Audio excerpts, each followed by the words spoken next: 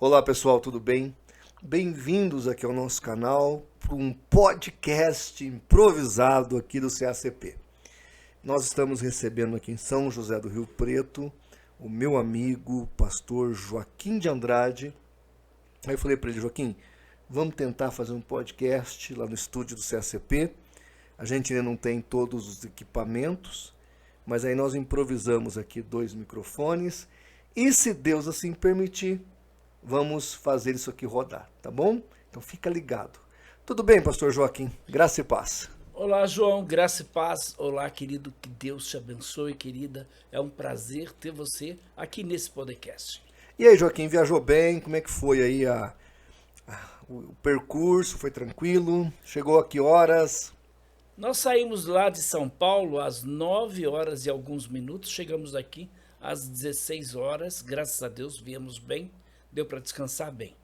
Então, gente, o pastor Joaquim de Andrade está aqui na região para participar de 2 eventos, um na Assembleia de Deus e outro lá na nossa Igreja Batista do Jardim Laranjeiras. Ele vai falar sobre a questão escatológica. Afinal de contas, pastor Joaquim, Jesus está voltando mesmo?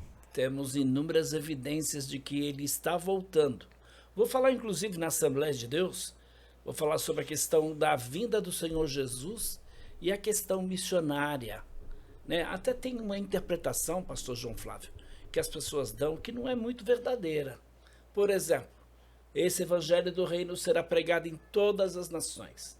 Jesus não volta enquanto o evangelho não for pregado em todas as nações. Será que é verdade isso? Nós temos mais de 3 bilhões de pessoas no mundo que nunca ouviram falar de Jesus e com toda certeza nunca ouvirão. Muitas dessas pessoas não ouvirão falar de Jesus. Então a igreja, com toda a tecnologia, todo o avanço tecnológico que ela tem, não vai alcançar essas pessoas. Infelizmente, nós sabemos que nem todo mundo que está aí na mídia está pregando o evangelho. Infelizmente, é uma realidade, não podemos fugir dessa realidade, mas eu vou estar falando sobre a vinda do Senhor Jesus e a escatologia. Então esse problema tem solução? Fala um pouquinho mais perto do microfone, tá bom? Esse problema aí que você está colocando, desse texto, tem solução? Tem solução. Nós sabemos que o evangelho vai ser pregado. E quando Jesus disse o evangelho do reino será pregado em todas as nações, então virá o fim. Do ponto de vista escatológico que eu defendo, que é uma linha chamada pré-milenista e pré-tribulacionista, o evangelho não tem que ser pregado em todas as nações. Como eu falei, somos em torno de 8 bilhões de pessoas no mundo, mais de 3 bilhões nunca ouviram falar de Jesus. O nome Coca-Cola é mais famoso do que o nome Jesus Cristo. Você está sugerindo, então, que o clímax e o conhecimento do Evangelho acontecerá nos 7 anos de grande tribulação? Com os anjos, com as 2 testemunhas? Isso. Aí é onde o Evangelho do reino vai ser pregado em todas as nações e aí virá o fim. Por isso que eu também, pastor Joaquim de Andrade, sou pré-tribulacionista e pré-milenista, porque nós somos literais com a palavra, né? Uhum. É a visão que mais encaixa na literalidade do que está escrito na Bíblia. O senhor também tem essa cosmovisão? Também. Eu entendo que nem todo o Apocalipse é literal, existem coisas que são simbólicas, mas a gente não pode fugir dessa literalidade das Escrituras, como a grande tribulação, como o milênio e tantas outras coisas que a gente vê dentro do livro de Apocalipse. Bem, mas você que está me assistindo deve perguntar, mas qual é a história do pastor Joaquim de Andrade? O pastor Joaquim de Andrade foi discipulado pelo pastor Natanael Rinaldi na década de 80, quando o ICP, o Instituto Cristão de Pesquisas, estava começando aqui no Brasil. Conta um pouquinho disso para nós aqui, por favor, pastor Joaquim. Eu caminhei com o pastor Natanael Rinaldi nada mais, nada menos do que uns 30 anos. Vixe. Uns 30 anos. Ele morava em São Paulo, ele foi um dos pioneiros do ICP, né? E quando então o pastor Natanael Rinaldi eu conheci, eu estava sendo abordado pela Testemunha de Jeová. Eu tinha 6 meses de convertido.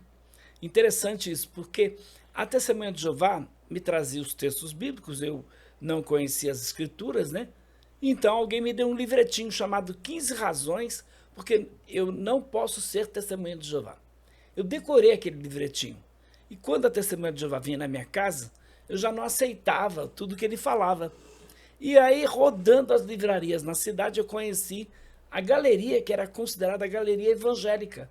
Estavam ali praticamente todas as agências missionárias, tinha ali inúmeras missões e lá estava o ICP, Instituto Cristão de Pesquisas. chegado no Brasil, recém-chegado no Brasil. E aí você começou a trabalhar com eles? Não, aí eu entrei em contato com o ICP, conheci o Nathanael Rinaldi, ele me deu muitas informações, passou para mim muitas apostilas, eu decorei as apostilas do Nathanael Rinaldi, e eu trabalhava nessa época na Tesouraria Geral do Unibanco.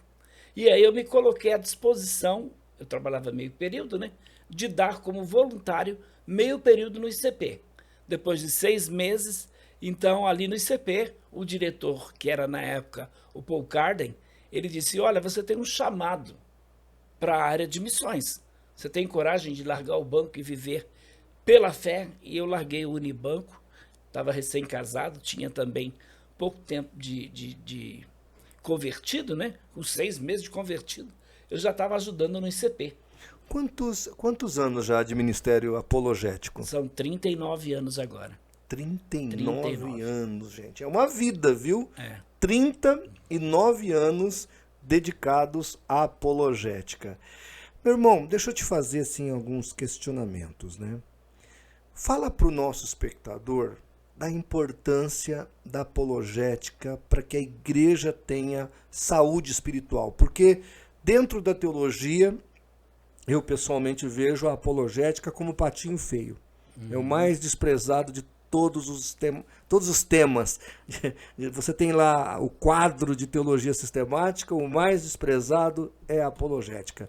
Fala para nós da importância desta questão na vida da igreja. Você tem, por exemplo, a própria escatologia, né, que deixa as pessoas fascinadas, né? Você tem a própria eclesiologia. Então você tem muitas linhas da teologia que fascinam as pessoas. Agora, a apologética não, porque a apologética faz as pessoas pensarem.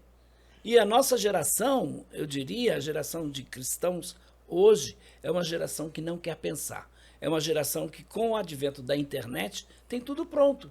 Então ele não tem que raciocinar, ele não tem que ler um livro, por exemplo, para ele poder formar a sua ideia. Ele já tem tudo formado. Então hoje, por exemplo, com a própria inteligência artificial, você tem uma facilidade enorme aí. Só que já vem tudo pronto. Quer dizer, não é aquilo que você concluiu. Eu estava vendo uma matéria aí na internet, um jornal tinha soltado esse artigo, onde, pela primeira vez, a geração atual tem menos informação, menos cultura do que a geração anterior. Porque geralmente é assim, a cultura e o conhecimento ele é transmitido e amplificado e retransmitido. Amplificado e retransmitido. Pela primeira vez na história da humanidade, parece-me, segundo alguns pesquisadores, que esta geração que está chegando não vai receber mais informação ou não tem mais informação que a anterior. Porque não lê, não estuda, é praticamente um papagaio. Infelizmente. Ao mesmo tempo que nós temos uma geração que tem tanto seminário teológico, uma geração que tem tanta versão da Bíblia, né? Você tem inúmeras traduções da Bíblia, mas você tem uma geração de analfabetos, biblicamente falando, como nunca houve na história da igreja. Eu tenho um trabalho de PDF, você sabe muito bem que eu monto PDFs para tudo quanto é temática. Aí o pessoal, ô Martinez, e este assunto? Aí eu mando 2, 3, 5 PDFs. Não, e aquele outro assunto? Eu mando mais 10 PDFs. Aí o cara fala assim para mim, não, mas eu queria ouvir a sua opinião. Aí eu falo, a minha opinião está escrita nos PDFs. O cara não quer ler. Ele não quer abrir um PDF ou imprimi-lo, fazer um estudo. Eu até estava mostrando para o pastor Joaquim alguns livros que eu acabei adquirindo. Eu fui para São Paulo, acabei adquirindo agora, recentemente. Tinha aqui 2 pilhas de livros aqui. E já está lendo. Já estou aqui pesquisando. Gastei quase, não posso falar muito alto porque minha mulher escuta, mas gastei quase R$400 de livros. Estou pagando, vou pagar até o ano que vem. E aí eu observo que as pessoas não querem ler, mas querem a informação. Mas tem coisa que não é sim ou não. Tem coisa que não tem resposta fácil na área da teologia. Tem assunto que é muito difícil. Você tem que estudar. Tem que se debruçar e passar a noite. Ó, o pastor Nathanael Rinaldi Filho, ele me fez uma pergunta. Eu fiquei com aquilo na cabeça durante 5 anos. Depois de 5 anos eu achei a resposta e levei para ele. 5 anos. Você sabe que quando eu comecei na área da apologética, a primeira coisa que eu fiz foi entrar num seminário teológico. Como eu tinha menos de 1 ano de convertido, e até o pastor Nathanael Rinaldi era professor nesse seminário teológico, me ajudou muito. Eu fiz primeiro um curso básico de teologia, aí depois eu fui fazer o curso bacharel em teologia. Então, veja, no início, o que acontecia? A gente tinha que estudar, tinha que pegar os livros, tinha que estudar. E aí não havia esse advento da internet. Estou falando de quase 40 anos atrás. Então, com o advento da internet, as pessoas já têm tudo pronto. Nós, na época, não tínhamos. Então, eu tinha que comprar livro. Eu, recém-casado, tinha que estar comprando livro. Você conhece a minha biblioteca. E o mais interessante, você falou da Miriam, eu também, muitas vezes, entrava na minha casa com os livros escondidos. Então a mulher ficava brava. Eu não podia falar para a Sônia que eu tinha comprado mais um livro. Porque... Agora vai ficar sabendo. Oh, meu Deus do céu. É assim mesmo. Né? É assim mesmo. Não é fácil. Requer sacrifício. Então eu passava horas e horas lendo livros, né? Eu tenho quase 4.000 livros. Pastor, o senhor leu esses, talvez 2.000 se eu li? Talvez seja muito. Não consigo. Mas é para consulta, né? Muitos é para referência. É para consulta. Para pesquisa, para investigar. Então, hoje, a geração de crentes, né? E infelizmente, João, eu tenho que dizer isso, ninguém se tornava um apologista do dia para a noite. Não é fazendo um cursinho de final de semana que alguém se tornava um apologista, não. Requeria muito estudo, muita dedicação, e não só isso, porque a gente tem muitos apologistas hoje que eles nunca conversaram com a Testemunha de Jeová, com o Mórmon, com o Adventista, e não é o nosso caso. Então, a nossa apologética é aquela apologética in loco. Que vai na rua. Que vai na rua, que faz estudos. Eu constantemente recebo Mórmon na minha casa para ter estudo com eles. E não chego lá de imediato espantando o Mórmon. Eu ouço tudo que ele tem para falar e vou aos poucos. Então, Testemunha de Jeová, Adventista. Então, a gente frequenta esses lugares para entender. Porque se você não se colocar no lugar de um adepto de uma seita, você nunca vai querer ganhar ele para Jesus. E a intenção da nossa apologética não é mostrar que nós somos melhores do que ninguém. Não é mostrar que nós temos mais conhecimento que eles. Não, nada disso. Nada disso. Nosso propósito é, acima de tudo, esclarecer aquela pessoa acerca da verdade. Ganhar as almas para Cristo, Isso, né? claro, a gente não quer ganhar o debate, a gente quer ganhar a alma para Jesus. A verdade liberta. Conhecereis a verdade e a verdade vos libertará. Se o Filho vos libertar, verdadeiramente sereis livres. Então a gente crê nisso e por isso a gente prega para todas as pessoas, em todos os lugares. Não tem um lugar, né, que tem alguém ali que não conheça Cristo, que eu não vou pregar para ele. Não. Pastor Joaquim de Andrade, então vamos engrossar o caldo, tá bom? Posso? Claro. Quero que você saiba, você que está nos assistindo, que não há nada combinado aqui. O Joaquim de Andrade não sabe as perguntas que eu vou fazer a ele e eu deixo o assunto correr, porque de repente, no meio da conversa, surge algo mais diferente. Eu queria te fazer uma pergunta. Nós temos aí líderes de seitas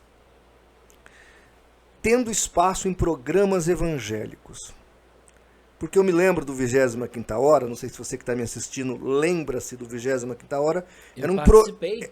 Você participou? Eu fiz muitos programas lá com o Didini, na época do Didini. Porque aquele programa era interessante. Quem quiser ver aí, dar um Google aí no YouTube, vai descobrir. Era assim, vamos supor, vai falar sobre reencarnação. Então tinha um médium espírita que era convidado, um doutor em espiritismo, mas tinha um padre que, apesar de católico, ele ia rechaçar a visão Espírita, geralmente é o Quevedo que ia lá, você lembra dele, né? Sim. Aí depois tinha mais 2 pastores que iam rechaçar também aquela cosmovisão. E por fim o Didini, ou o outro lá que estava fazendo o fechamento, ele falava mais 15 minutos só da visão bíblica. Então, na verdade, o que ia falar da reencarnação, ele tinha 10%, 15% do tempo. Enquanto que os outros que iam defender o que é bíblico ia ter 80%, 90% do tempo, 85% do tempo. Eu estou falando isso porque eu vejo hoje líderes de seita sendo convidados como entrevistado primaz, o entrevistado principal. E ele gasta o tempo todo ali na entrevista, é elogiado pelo entrevistador. O pior não é isso, João. Aconteceu isso porque, por exemplo, que eu não sou convidado mais para alguns programas como o Vejam Só, por exemplo. Vejam Só. Vejam Só. Porque na última participação minha no Vejam Só, o apresentador disse o seguinte: Pastor Joaquim, o senhor não deixa o outro falar? Claro, queremos interferir. A pessoa fala uma coisa que não é bíblica e imediatamente eu quero refutar. Então, infelizmente, em alguns programas de televisão, de rádio, sabe o que acontecia, pastor João? O adepto da seita era privilegiado. O adepto da seita era defendido e tinha mais espaço para falar do que eu, por exemplo. Tem para quem quiser assistir, isso que o Joaquim está falando, você pode ver na prática, no debate que teve entre o Elias Soares e o Leandro Quadros, lá no Vejam Só.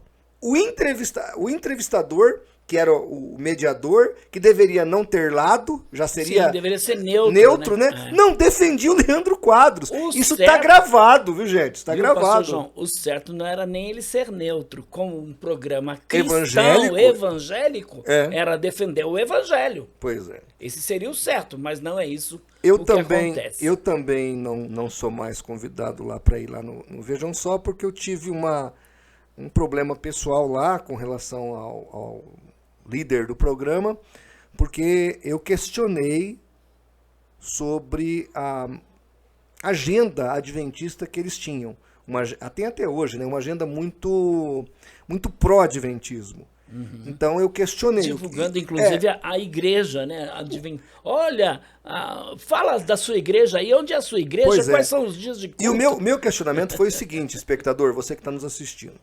Veja, se é para levar membro de seita, então você leva adventista, católico, espírita, igual a 25ª hora. No 25ª hora ia todo tipo de religião. Todos que aceitavam o convite ia lá para o interreligioso, para o debate interreligioso. Embora o jeito deles era muito mais pragmático do que qualquer outra coisa. Agora, nós vemos aí esses líderes de seitas, sabe, ganhando espaço não só com as mídias deles, que já são poderosíssimas, mas ainda as nossas mídias, bancada com dinheiro de crente, para dar brecha para o diabo falar abertamente. Né? Infelizmente. Você sabe que eu participei muitos anos de programas seculares também. E na época da Silvia Popovic... Eu já participei da Popovic também. Eu estava denunciando uma seita como Meninos de Deus. Eu fui ter ali, acusá-los, né? Mostrar os erros desse grupo, né? Os abusos de criança, por exemplo. E aí tinha um jurista. Esse jurista, eu não me lembro o nome dele agora. Esse jurista, ele defendeu, não sei se foi ele que defendeu o general Newton Cruz, se eu não me engano foi ele mesmo, que defendeu o general Newton Cruz daquele caso lá da bomba lá, enfim. Aí o que aconteceu? Eu fui educado com ele. Ele me fez uma pergunta, eu fui educado, respondi a pergunta, ele tomou todo o tempo para colocar o ponto de vista dele. A partir daí, pastor João, eu aprendi que eu não posso ser educado num programa de televisão. Eu acho que o termo não é nem questão de ser educado ou não ser educado. Acho que de seguir a regra. Quando eu digo educado, assim, se te dão 5 minutos para falar, então você não pode querer falar apenas nos 5 minutos. Ou 3 minutos, ou deixar a pessoa engolir você, por exemplo. Porque num programa de debates, Você não pode ser engolido pelo outro. Eu acho que o que você quer falar é que a pessoa tem que ser intrépida. Isso. Isso, né? Ela tem que ser audacioso, porque os Isso. líderes de seita assim são. Aham. Assim são. Eu Isso. vejo aí muito disso aí nas mídias abertas e também nas mídias sociais. Infelizmente, nós estamos aí sendo engolidos por alguns membros e líderes de seitas. Pastor Joaquim de Andrade. Veja, por exemplo, eu quero até aproveitar esse podcast para falar sobre isso. É possível que você que está nos assistindo agora esteja inscrito nos programas aí, por exemplo, nos cursos do Rodrigo Silva. O cara é adventista do sétimo dia.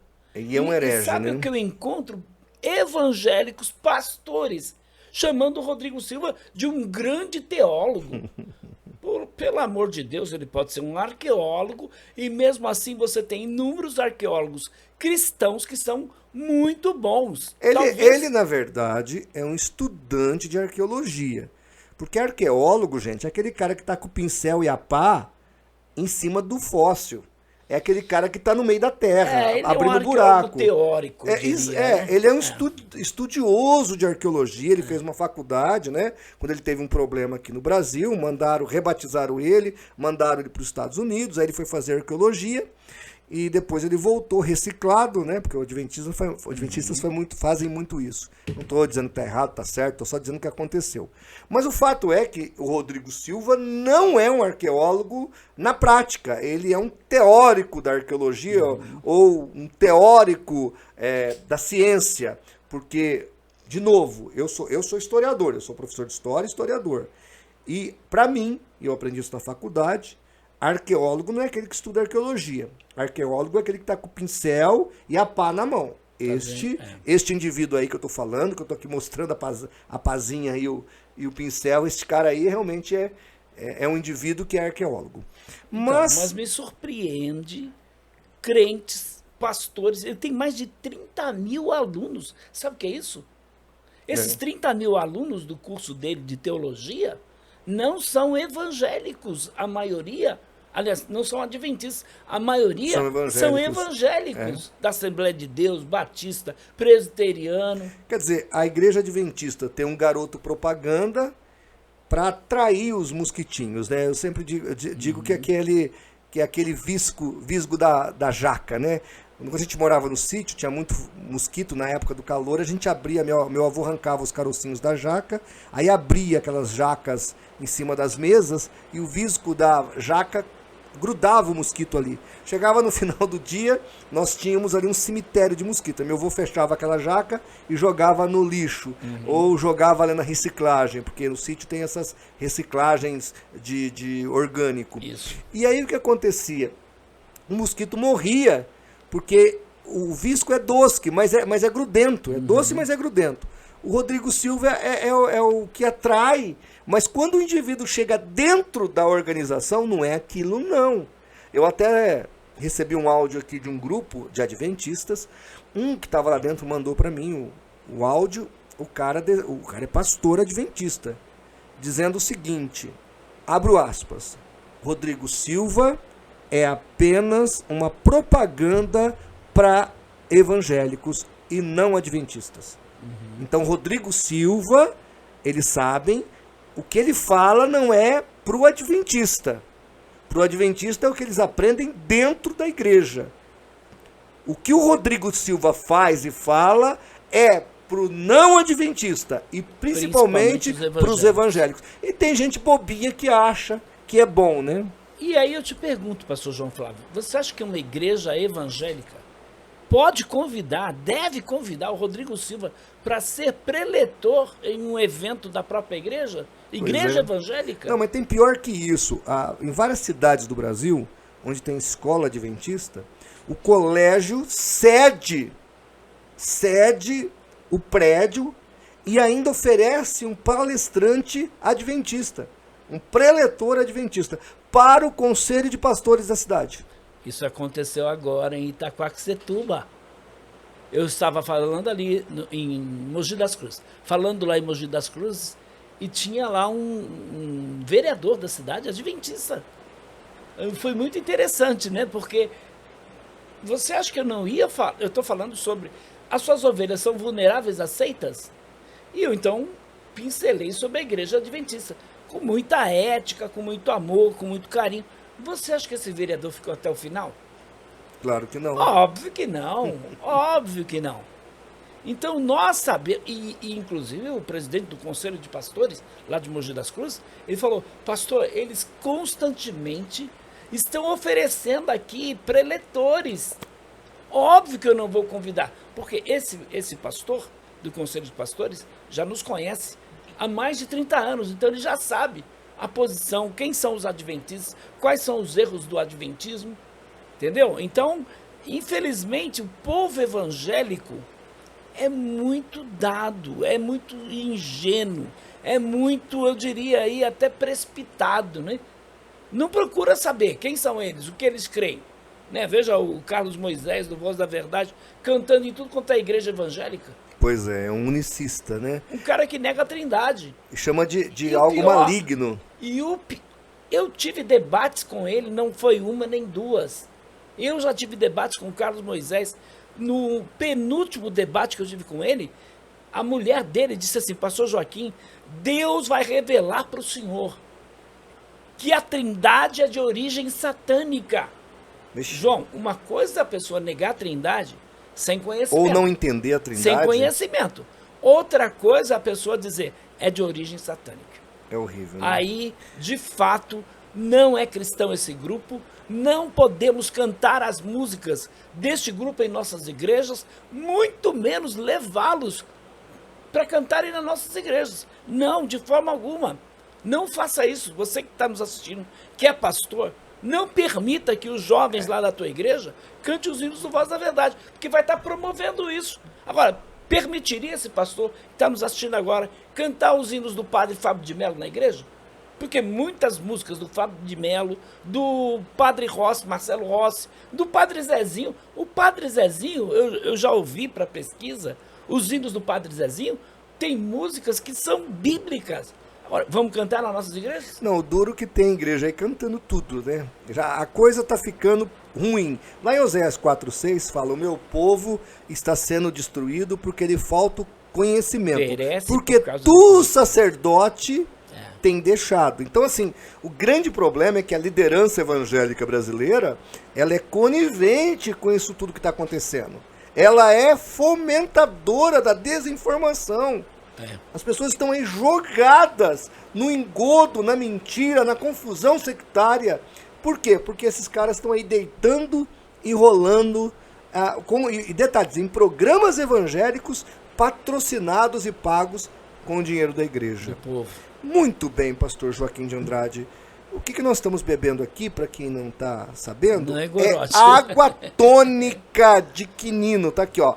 Água tônica, tá? É importante frisar. Mas eu vou usar esse exemplo aqui agora. Vamos lá. Você acha que alguém que está com sede, o diabo vai escrever aqui, veneno, bebe e morra?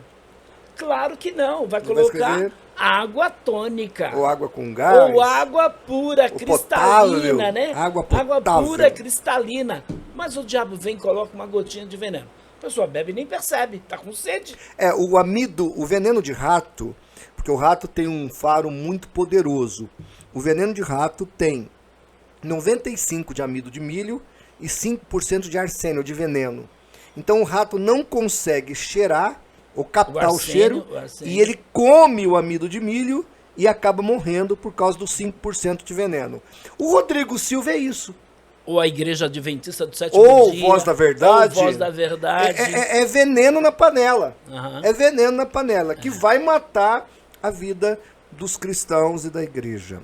Pastor Joaquim de Andrade, mudando um pouco de assunto, e já trilhando para uma outra questão, o senhor tem acompanhado o que está acontecendo na congregação cristã no Brasil?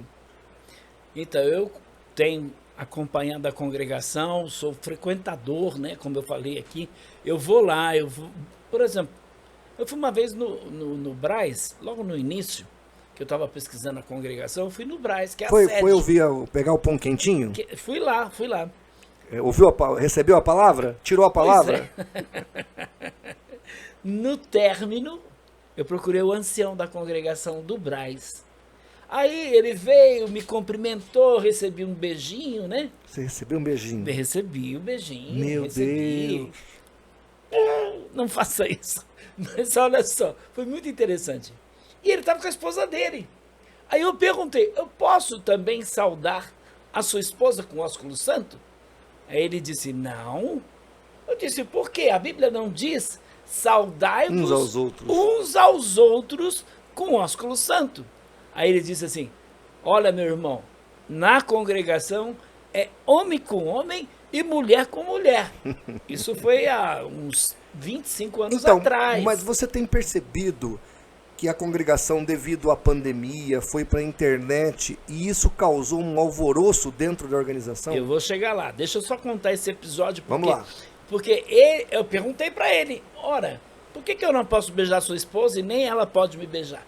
E é uma senhora já de idade. Ele disse assim, porque Satanás pode encher o teu coração para desejar minha esposa e pode encher o coração da minha esposa para te desejar. Eu disse, então, isso não tem nada de santo. Tem beijo na congregação. Agora, ósculo santo não. E é interessante, porque antes até mesmo da pandemia, já existiu um grupo em São Paulo de crentes da congregação cristã que estavam querendo uma reforma dentro da congregação.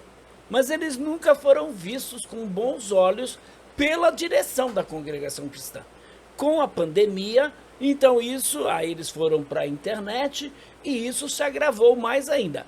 Só que eu, particularmente, não creio nessa reforma na congregação cristã. Você não crê que tem gente sincera lá dentro, querendo mudar a congregação, melhorar a congregação?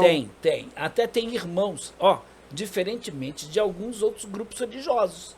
Eu creio que na congregação cristã tem pessoas convertidas, salvas, lavadas e remidas no sangue do Cordeiro, que não creem nesses absurdos da congregação. Mas você acredita que não é possível consertar essas coisas, porque a liderança é o quê? Engessada? É engessada.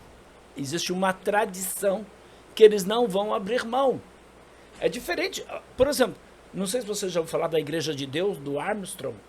Já ouvi falar. Era uma seita, né, que no passado era taxada por todos os pesquisadores como sendo uma seita que não traz a verdade de Deus, condenada mesmo como hereges, os adeptos dessa seita. No entanto, quando o fundador morreu dessa seita, eles abandonaram os ensinos dele e passaram a defender doutrinas cristãs. E hoje esta igreja já é vista como sendo uma igreja cristã. Então, mas tem casos assim. A congregação você acha que é difícil? Porque vejam, eu estava ouvindo os dois lados dessa moeda. Recentemente um ancião lá da região próxima a São Paulo veio me procurar. Provavelmente de Carapicuíba, Jandira, por ali. Eu não vou dizer o lugar, mas ele veio me procurar, ele pediu para manter-se no anonimato, mas ele veio me procurar, ele tem acesso ao Marsola e tudo mais, e ele me disse que eles estão tentando mudar alguns paradigmas. Por exemplo, eles colocaram agora no ponto de doutrina que os outros de outras denominações, os demais evangélicos, podem ser salvos, ou são salvos na graça, ou pela graça, ou em Cristo. E aí ele diz não é como os adventistas, que Deus tem um povo em cada igreja. Que um dia vão se tornar adventistas. Se for assim, né, eu vejo com problemas. Agora, quando eles reconhecem que nós somos irmãos de verdade, aí é outra história. Mas não é o caso da congregação. No geral, Paulo, João Flávio, no geral, não é essa a história. Um ou outro isolado vai chamar você de irmão. Mas a congregação não nos considera irmão. Uma outra coisa engraçada. O caminho não é Jesus. Eles usam muito o termo buscar a palavra. Isso. Buscar a palavra não é buscar o entendimento bíblico, mas sim uma adivinhação extra-bíblica, é isso? E isso faz da congregação cristã uma seita.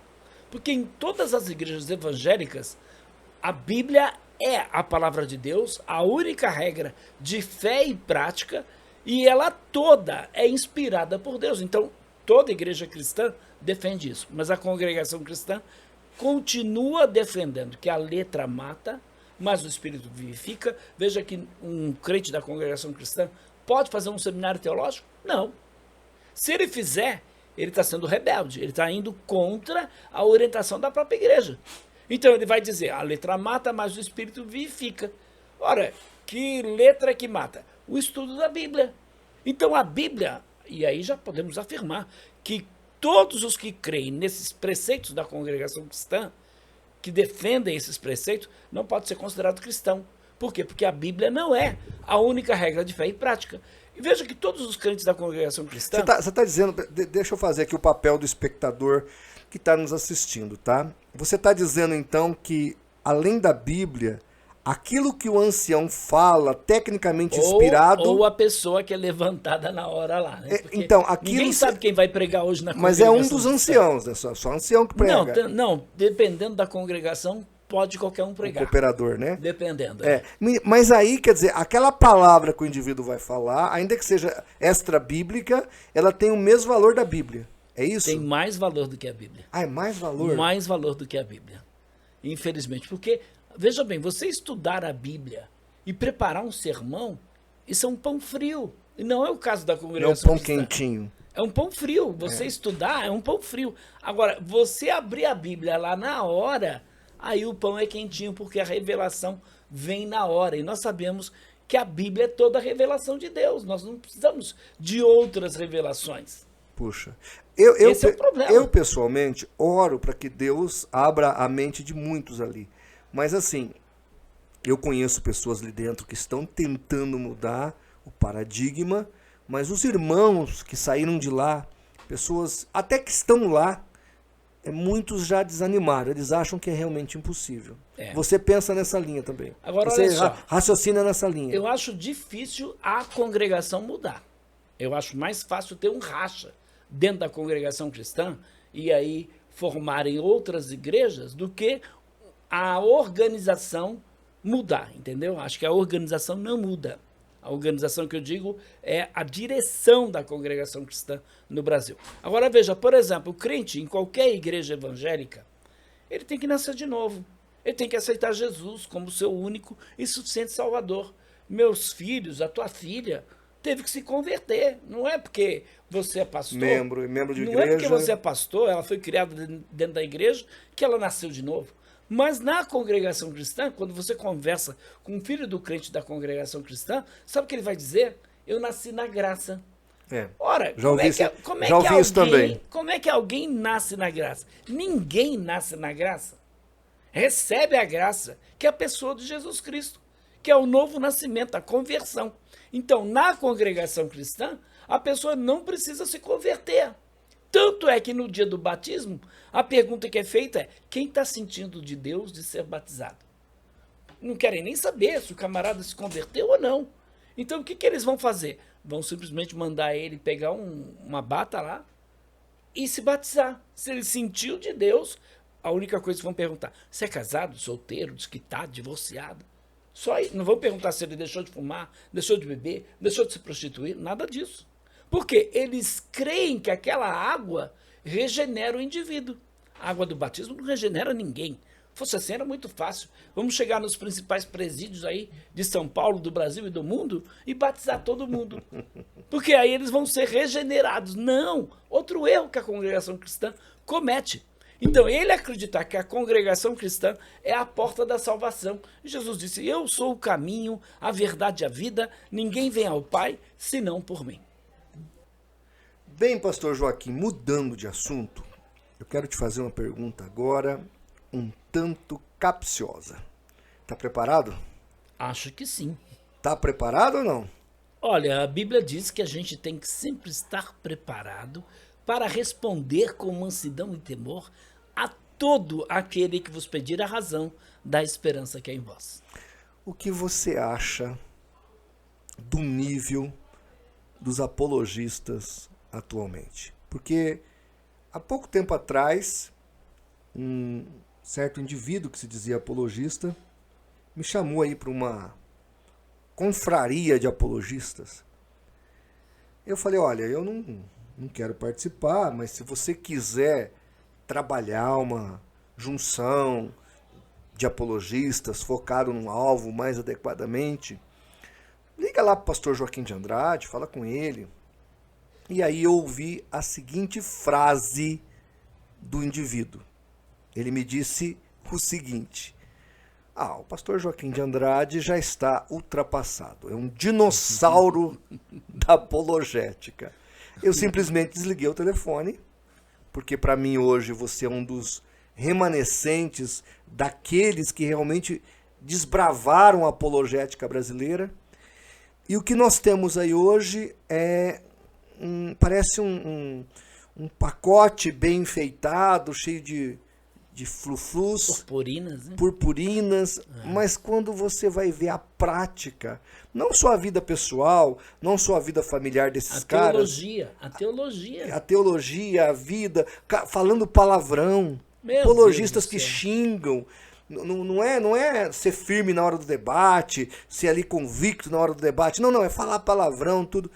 Como é que você vê essa situação da apologética brasileira hoje? Nós devemos prezar pela ortodoxia.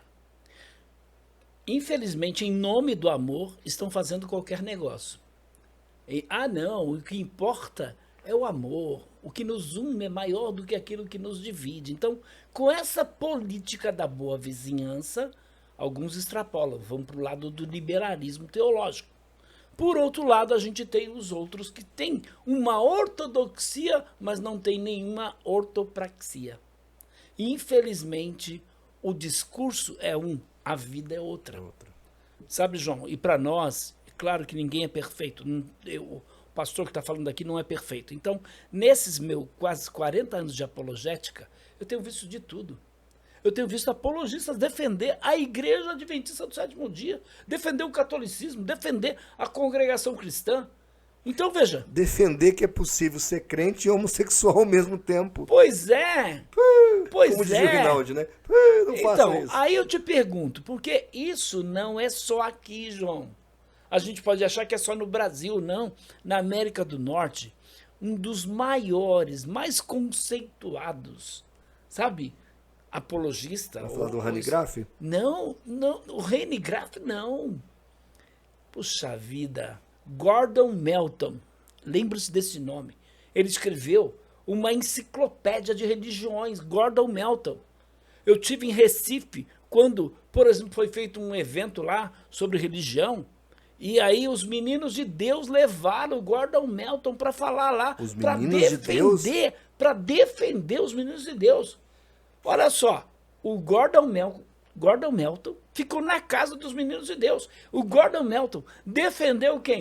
Igreja local de Witness Lee. Não, mas só para quem está nos assistindo, o Menino de Deus é uma seita que pratica prostituição sagrada. Pesca croquete, é isso? Isso, eles começaram dessa forma. No início Então, o David Berg, que é o fundador da seita Meninos de Deus. Agora, quando você ouve falar Meninos de Deus, você não vai identificá-los.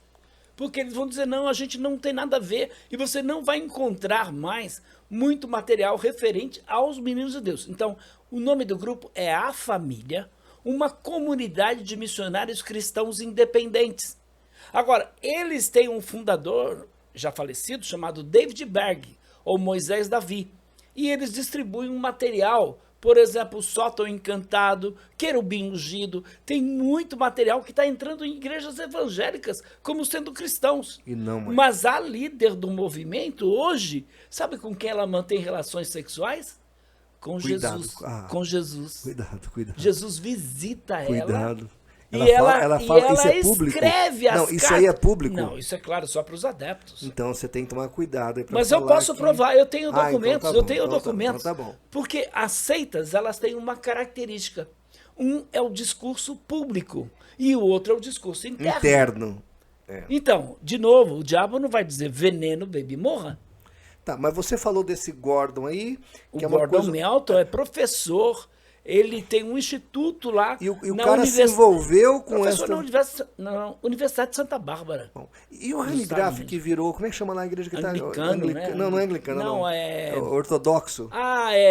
Lá dos gregos, ortodoxo grego. Isso, igreja ortodoxa grega. Meu Deus. Então, assim.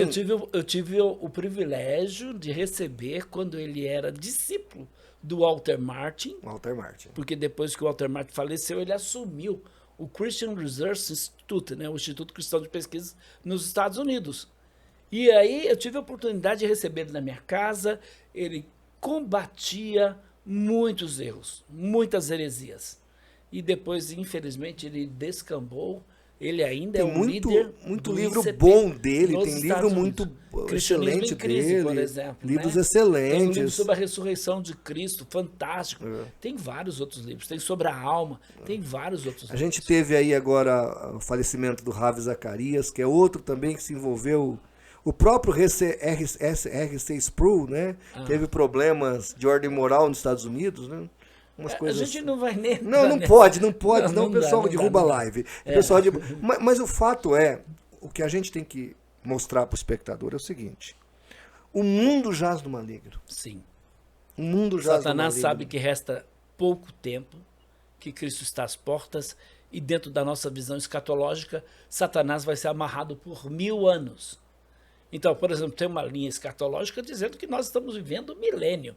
Eu gostaria de levar esses teólogos lá na Cracolândia, para ver os 1000 anos do reinado de Cristo, lá na Estação da Luz, ali naquela região do Bom Retiro ali, né? Eu queria levar eles lá e dizer, puxa vida, Cristo está reinando aqui? 1000 anos de paz? Como é que você consegue explicar isso? Pastor Joaquim de Andrade, vamos à ortopraxia do nosso podcast.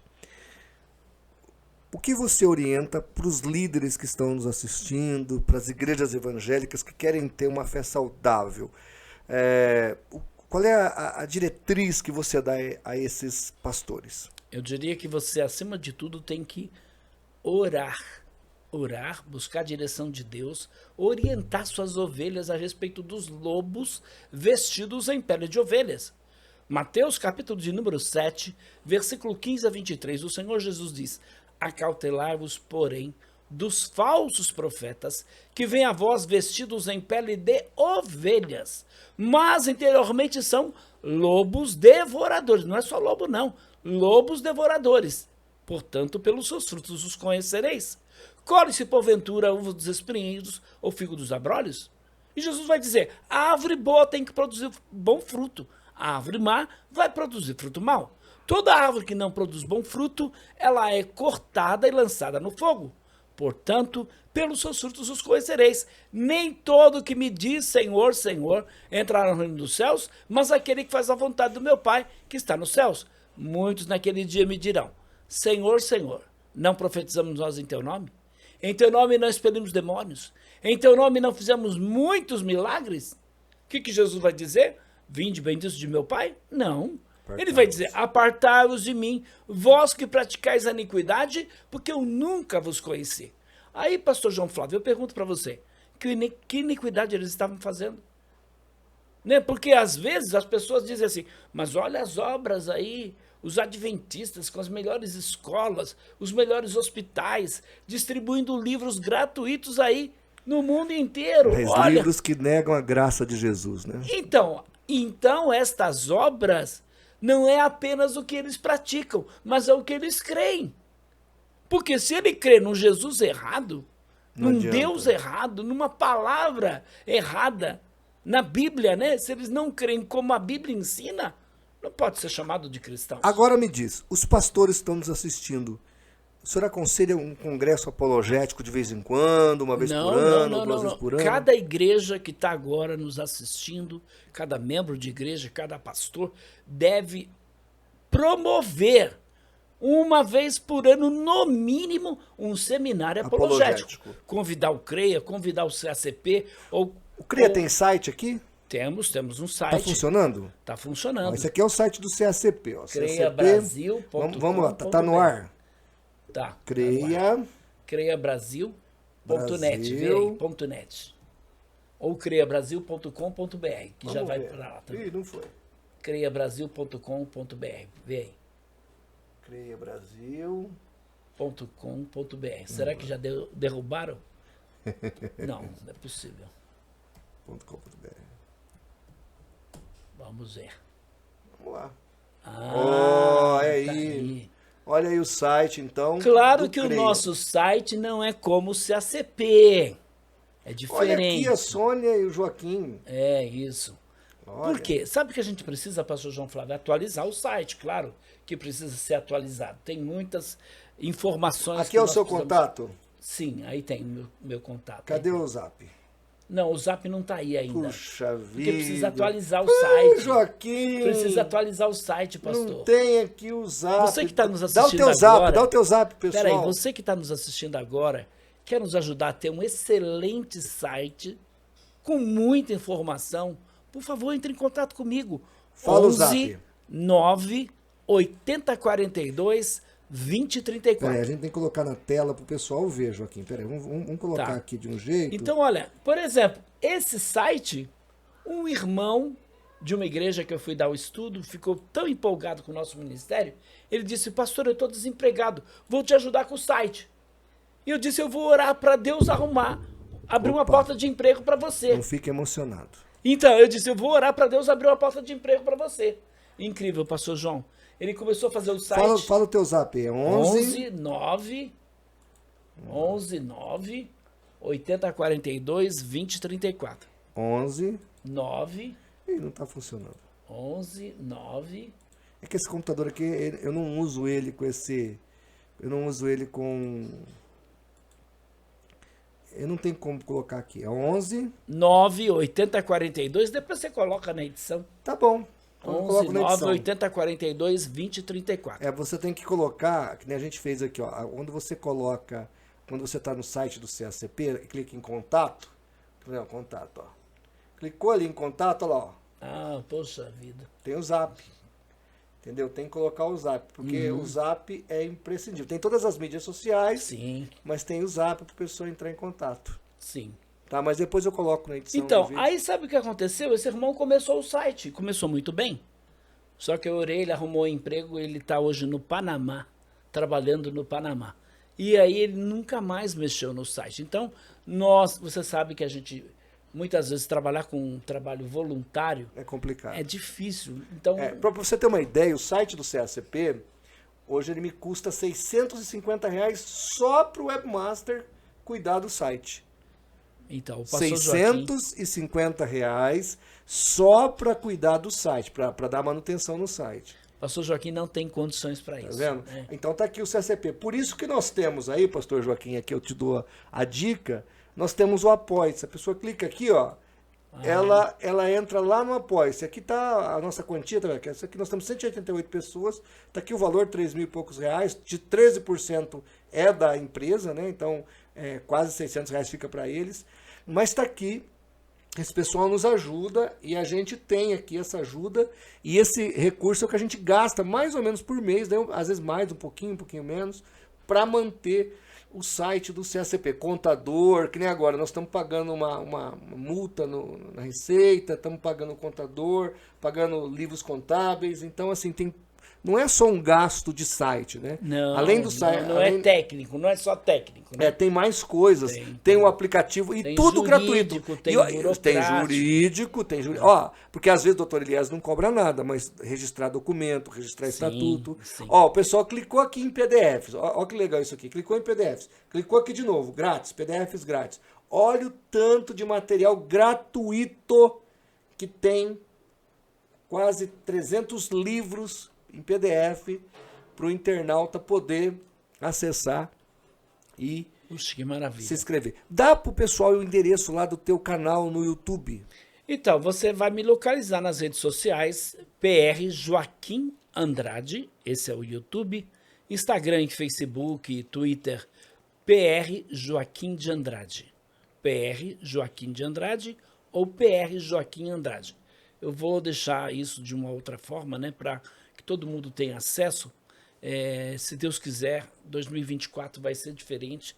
Nós vamos investir muito na mídia, vamos investir muito numa melhoria do nosso site. E eu quero contar com as suas orações, quero contar com a sua colaboração também. Se você não está inscrito ainda no nosso canal do YouTube, por favor, entra lá, você vai ter você, espectador do canal do CACP, que está assistindo aqui o podcast com o pastor Joaquim de Andrade. Vai lá no canal dele, tem seu nome, né? Joaquim de Andrade. PR Joaquim de Andrade. PR Joaquim de Andrade, vai lá, inscreva-se, assista os vídeos, acompanhe o trabalho, dá aquela força pastor Joaquim de Andrade e nos ajude a fazer pela verdade o que as seitas fazem pela mentira. Pastor Joaquim de Andrade, suas considerações finais. Bom, eu quero dizer que é muito importante você, como pastor, organizar na sua igreja um seminário apologético. E para isso nós, do CSP, do CREA, estamos à inteira disposição da sua igreja. É só entrar em contato conosco. Nós não cobramos, vivemos pela fé e esperamos que a igreja custeie a nossa passagem, hospedagem, ficamos em qualquer lugar, comemos qualquer coisa. Estamos à inteira disposição da igreja. Agora, além disso, eu quero incentivar você, como pastor, a ensinar doutrinas bíblicas. Por que uma pessoa é enganada pela mentira? Por não conhecer a verdade. Por que não conhece a verdade? Porque nós não ensinamos. E, por favor, se você batiza as pessoas e dá um cursinho com 13 aulas para ela, é muito pouco. Você tem que fazer isso todos os anos. Tem que ensinar sobre a Trindade, sobre a divindade de Jesus, humanidade de Jesus, sobre escatologia, soteriologia, então sobre a Bíblia como única regra de fé e prática. E isso é importante para qualquer igreja, seja pentecostal, neopentecostal, tradicional, histórica, como você quiser. É muito importante porque assim você vai estar prevenindo aí as suas ovelhas do engano religioso que está por aí. Bem, pessoal, estamos chegando aqui ao final desse podcast. Primeiro, obrigado aí por você ter nos acompanhado.